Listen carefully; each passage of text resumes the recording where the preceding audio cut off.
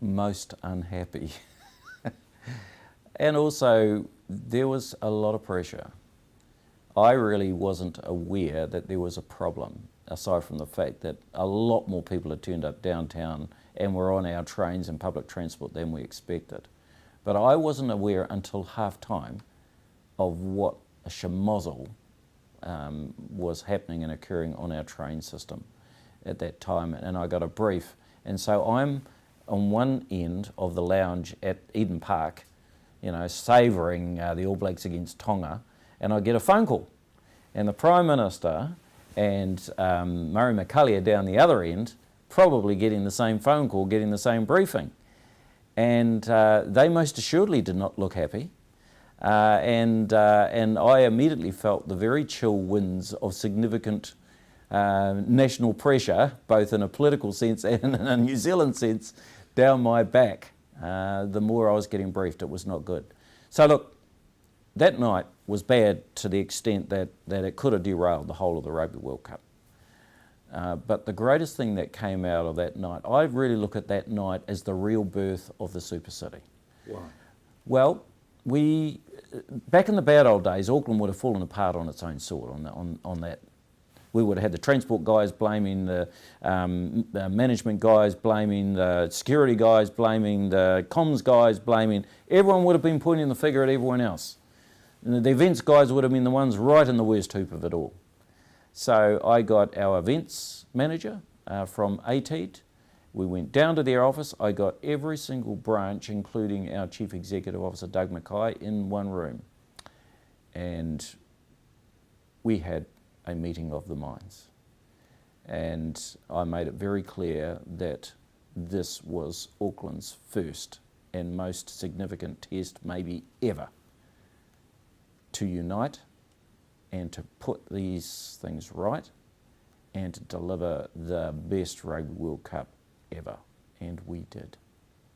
Sounds a bit like a case of never waste a good crisis. No. It was extraordinary opportunity to really forge some solid metal and to bring the key leaders together and remind them of the spirit of the unified Auckland, and our opportunity that night presented was to really display Auckland at its best. You're famous for having promised from day one to make Auckland the world's most livable city. As you depart as mayor, are you still dreaming that world's most livable city dream? So the vision is to create the world's most livable city, and because the first word is create. I mean, hopefully this has not, been interpreted as semantics, but I don't think it's something that you're ever going to really fully know. But what you're doing is you're working towards just a global leading sense of great livability, high focus on the preservation of your environment, a great strong economy pumping away in the heart of the city, a fabulous, well interconnected and multimodal transportation system, and in the world's most diverse, one of them, the most diverse cultural communities, a high sense of inclusivity and tolerance. That is something that we are being recognised globally for. Runner-up in the Lee Kuan Yew World City Summit prize this year. Constantly being awarded around a whole range of things, which reflects the fact that we've got a perfect balance of all the great civic and civil well-beings. And so, if we're not there, we are really close.